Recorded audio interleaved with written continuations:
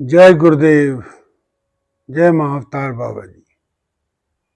दोस्तों, जीवन में हम मेडिटेशन क्यों करें या मेडिटेशन की इम्पोर्टेंस क्या है या what is the purpose of meditation.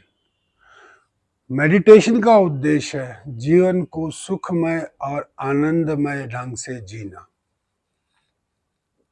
अगर आप रेगुलर मेडिटेशन करते हैं तो आप पाएंगे कि जो मैं कह रहा हूं उसका एक एक शब्द सत्य है।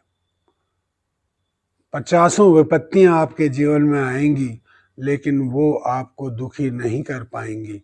ये मेडिटेशन का पर्पस है, क्योंकि मेडिटेशन करने से आप अपनी आत्मा से, जो कि उसी परमात्मा का अंश है, उससे कांटेक्ट में आ जाते हैं।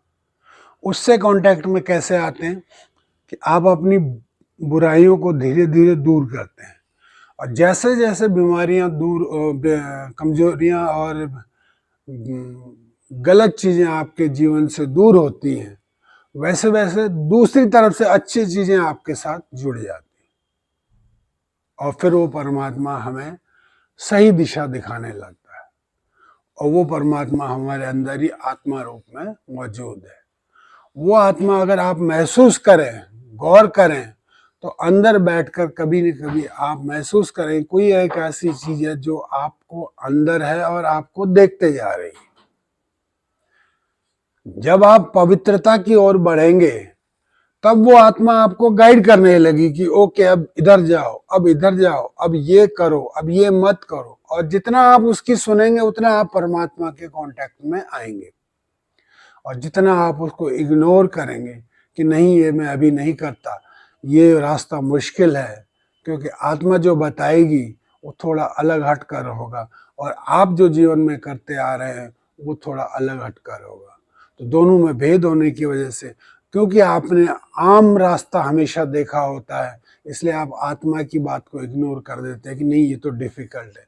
मगर ऐसा नहीं है, आपने आत्मा की आवाज़ को सुनना है। यही मेडिटेशन का पर्पस है कि हम अपनी आत्मा की आवाज़ के अनुसार आगे बढ़ने रहे।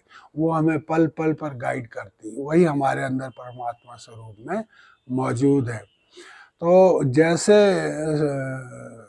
गायत्री मंत्र में कहा कि वो परमात्मा हमारी बुद्धि को सन्मार्ग की ओर प्रेरित कर, उसी प्रकार से वही आत्मा हमें गाइड करने लगती है सन्मार्ग की ओर, अच्छे रास्ते की ओर। यही गायत्री मंत्र का मूल है कि हमारा जीवन सुखमय होने के लिए हमें बुद्धि को सही दिशा में ले जाना पड़ेगा। तो मेडिटेशन का पर्पस पल पल क्षण क्षण निरंतर जीवन में आनंद को लेकर के आना है। वो तभी संभव होगा जब आपकी आत्मा जागृत होगी।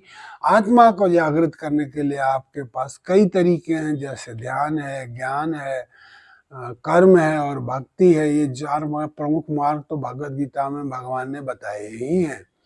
इसमें मैं प्रमुखता देता हूँ ध्यान को, योग को, क्योंकि मैं पहले से कई सालों से योग करता हुआ आ रहा हूँ और ये मुझे सूट भी करता। आपको जो सूट करता है आप वो लें, कोई ज़रूरी नहीं मैं आपको योग बता रहा हूँ तो योग ही करें।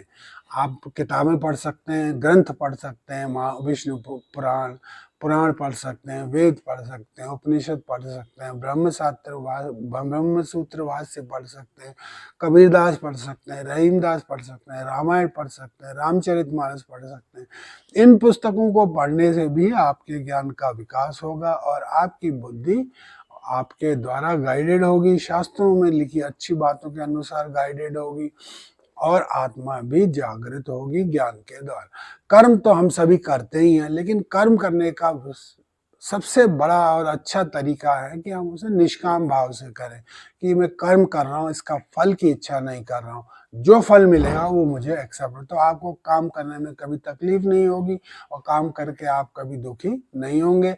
काम में जो भी फल मिलेगा उसे पाकर आप अत्यंत संतुष्ट। भक्ति भजन में प्रभु की भजन की जाती है, कीर्तन किया जाता है और वो भी मार्ग उत्तम मार्ग है, सर्वश्रेष्ठ मार्गों में से वो भी एक है।